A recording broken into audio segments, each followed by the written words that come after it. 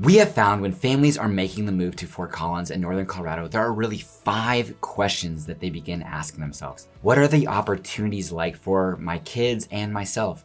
Education, school, sports, jobs, leisure. What is there to do in Fort Collins in Northern Colorado? Can I stand the cold winter months? What is it like on affordability of buying a house? And finally, should I buy or rent when moving to Fort Collins in Northern Colorado? Now stick around for that last discussion because it is absolutely something interesting to discuss. And we've helped hundreds of families make the move to and relocating to Northern Colorado. My name is Patrick Soukup, and this is the Living in Fort Collins YouTube channel, where you come to learn everything there is to know about Fort Collins: eating, sleeping, playing, working, and moving too. Now, if you're considering moving, making that relocation, give me, my team, a call, text, or email. We are licensed real estate agents in the state of Colorado and would love the opportunity to have your back when making that move. Now, without any further delay, let's jump into today's video, moving to Fort Collins, Colorado. Let's go. Now, whether you're moving with yourself, your spouse, your partner, or your family, or retiring here, one of the things that you're wanting to do is explore the opportunities for both your family, kids, school, sports, extracurriculars, what is there to do for them? And then for yourself, leisure, activity, jobs. And it's something that's definitely something you want to get into and involved with because, well, my wife and I'm born and raised here in Fort Collins, and I didn't know how many opportunities there really were within the city of Fort Collins for myself first and my family. And a great first option and resource is the Fort Collins Recreator.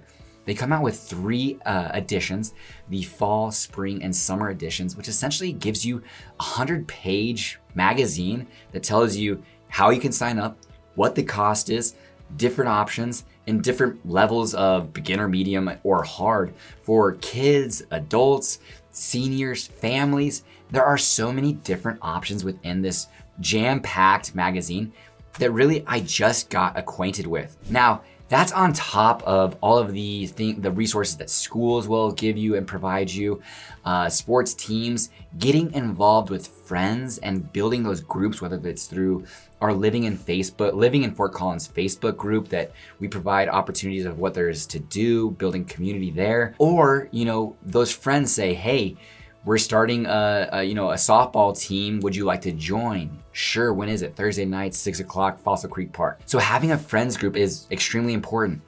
And these activities and recreations and leisure are on top of already the things that you're already gonna do. Go to the gym.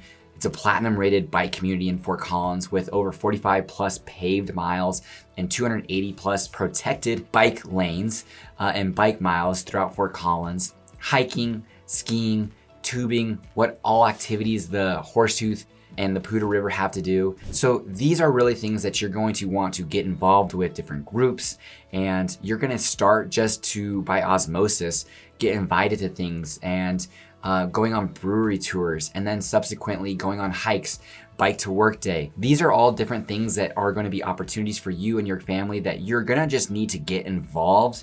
And watch Izzy's video that is building community in Northern Colorado. It's a great video, and essentially it's just talking about how important it is to get active and intentional about building these relationships. Now, what is there to do in Fort Collins in Northern Colorado? Now, besides everything that we just mentioned, because it's an extensive list, an exhaustive list, Fort Collins is really an arts and music cultural scene. You can go to live events at the Mishawaka, Lucky Joe's has bands playing, Avogadro's Numbers, and then you have more kind of your venues, the Armory, the Aggie, Washington's. The Comedy Fort is in Fort Collins now. So there's lots of live, active music and culture and art. There's over 400 electrical boxes throughout Fort Collins that are painted. It is extremely important to the culture of Fort Collins. And we have a billionaire philanthropist that pours money into the arts and culture scene within Fort Collins. The music district, which was the garment district, it was kind of dilapidated, but she poured in gobbles and gobbles of money, and now there's private studios that are affordable for music artists to do, to have studio space, studio time, artists to have space to be creative. And we're just so fortunate to have people like that are pouring back into the community. Jack and Ginger Graham with Ginger and Baker, having cooking classes, baking classes, and then you have the Cash and then Ginger and Baker there. So really the arts culture scene, it's a vibe here in Fort Collins that people really pour into. And we can't make a video about moving to Fort Collins without discussing we are the beer valley of the United States. Fort Collins, the microbrew capital of the United States, New Belgium, Odell's. You go on brewery tours with your friends, go out and enjoy the patios, enjoy live music, play yard games at New Belgium, and then bike to and from on the Poudre Trail back home, or go up to Horsetooth Mountain, enjoy the open space that is Laurie State Park, Bobcat Ridge. The open space, there is so many hundreds, so many tens of thousands of acres of open space trails throughout all of Fort Collins and northern Colorado, that the outdoor lifestyle is really the focus and primary drive of people wanting to be here, move here, and have that healthy lifestyle. And people throughout the summer go up to Horsetooth Lake and they boat, paddleboard, swim, kayak. There are races on the Horsetooth Lake. There are the Poudre River where you can go kayaking, fishing, boating, tubing, rafting, Poudre Play Park just off of Vine and College. And so it's just really this outdoor activity with all of these natural landscapes around us, up to Red Feather to hike around, that is a beautiful nature, or again up through and to the ski hills, Eldora 2 hours away, Vail, Copper, Breckenridge, Steamboat, world-class skiing out your back door. Now, if you're an adult and you like to go enjoy a beverage, well, we are a college town, but we don't necessarily have a ton of college dive bars. We do have those, don't get me wrong, but we do have some really nice facilities. Social, Ace Gillette's, Bistro Natil, Rare, Sunny Lubick Steakhouse, that you can go out and enjoy drinks, enjoy the downtown atmosphere. We've got Christmas holiday lights on between November, the first week of November, all the way until basically Valentine's Day. And events in Fort Collins, the St. Patrick's Day Parade, the Firecracker 5K, the fireworks going on there, Tour de Fat, Tour de Corgi, the Peach Festival, Holiday Lights. There are tons of activities, streets parades, there's just plenty of things that we do as a community. The Downtown Development Authority is great about putting on those events and allowing the community to come and enjoy those. But if Fort Collins is too small, or maybe it's the great size, but you just need to find yourself going to a wonderful zoo down in Denver, or a performing arts center, or going and enjoying 5 professional teams down in Denver, 45 to 55 minutes down I-25. We just added the express toll lane, so traffic should hopefully get a little bit better, but it's really pretty darn close. Meow Wolf. So if you want to go and enjoy what the big city life is, the metro city, Denver is just 45 to 55 minutes away. So plenty of opportunities, plenty of things to do, but can you actually enjoy the cold winter months?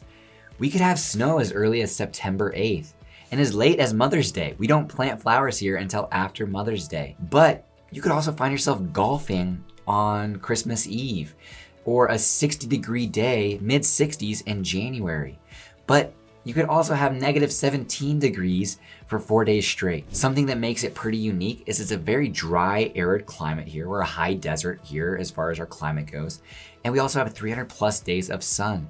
So yes, we are gonna have snow. We're gonna have anywhere between 7 to 10 snowstorms, which I calculate by more than 2 inches, which then equates to about 14 to 20 shovels, because each snowstorm is gonna have about 2 shovels. But you're gonna have the sun that's gonna clear the paths, and the infrastructure, like I talked about in previous videos on our pros and cons, that are gonna clear the roads, clear the sidewalks. And yes, it can get brown and dull, especially you're building up to the holiday season. So you've got the excitement of the cold months, but then after New Year's, you just have these long, dark nights, shorter days, and January and February seem to drone on, and March can't get here soon enough. So yes, there are gonna be some times where you're like, I am tired and sick and tired of the cold. March, snowiest month of the year, but you're gonna get dumped on with snow, and by noon, 2 o'clock, the snow could be gone off the streets and sidewalks and then melting away off the golf courses. So you're gonna see people in January and December playing golf, but you're also gonna have those days where you are putting on layers.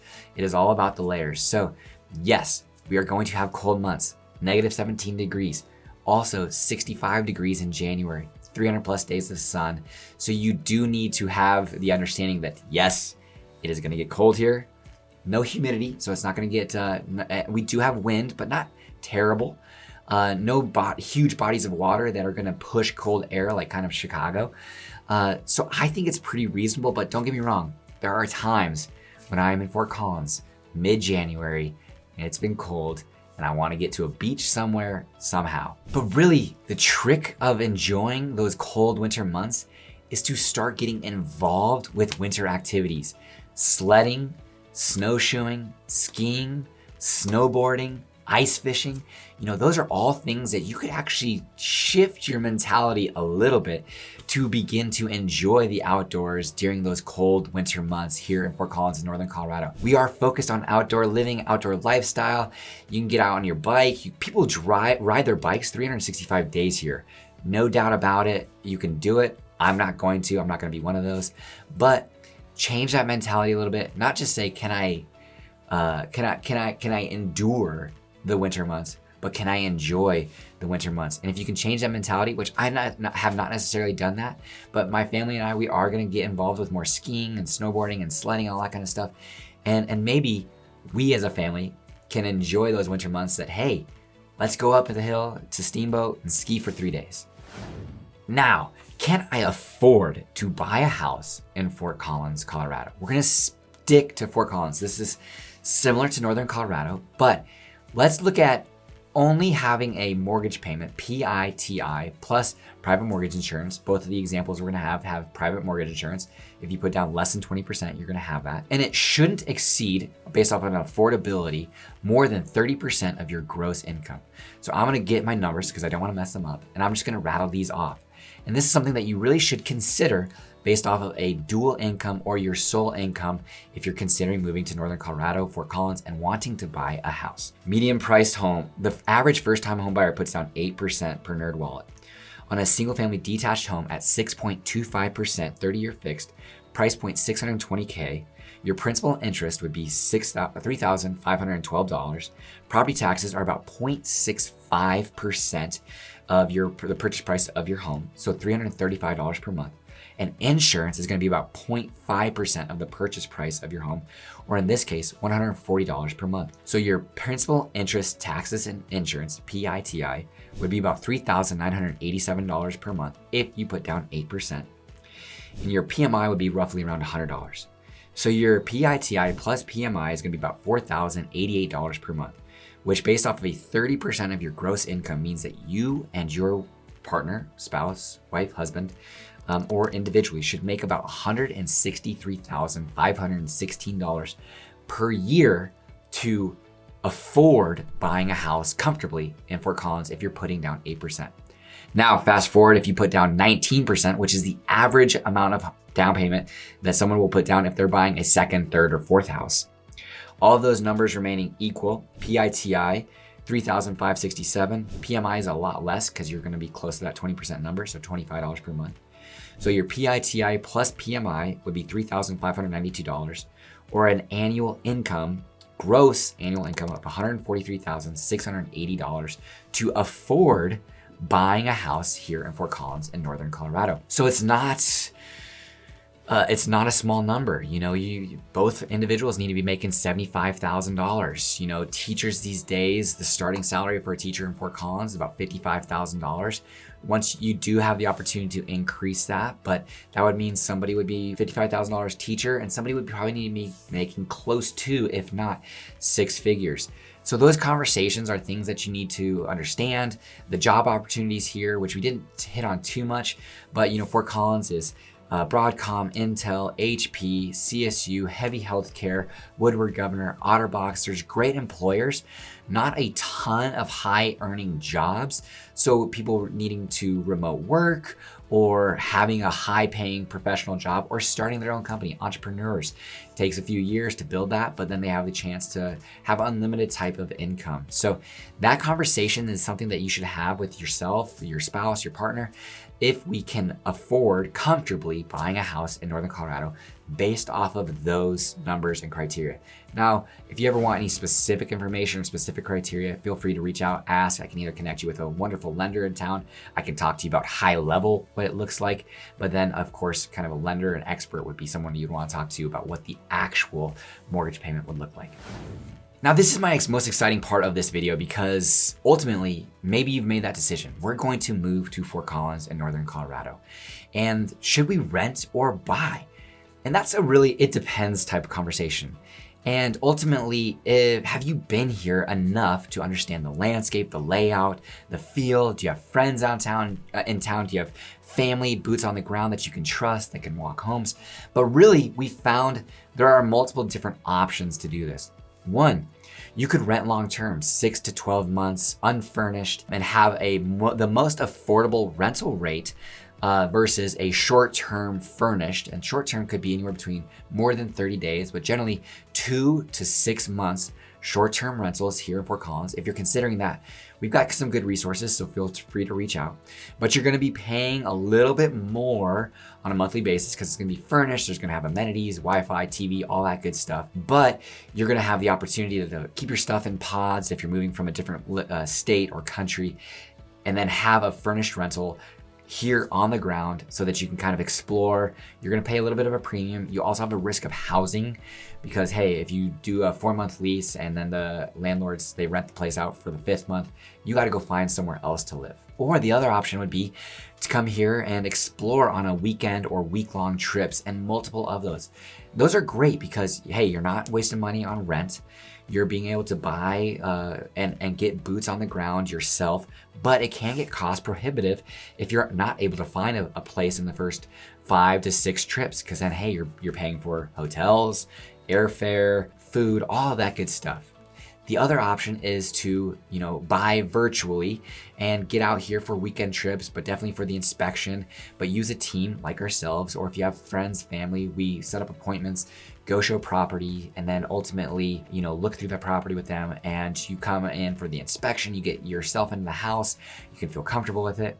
Or finally, on the other side of the spectrum. So one side of the spectrum is your long-term renting, 12 months to 2 years, whatever that might be, to the other end of the spectrum of a buying virtually or buying 100% virtual. We've worked with clients that the first time that they've seen the house is the day of closing. I can tell you that my anxiety on those houses is through the roof because we ultimately want to make it as comfortable as possible. Virtual tours, is there any smells, sights, the closets, the garage spaces, the basement, ceiling height, all of these things that aren't necessarily shown on Zillow or virtual tours, that we get in there and do it. But that's kind of your spectrum that you have to consider. Should you buy or should you rent?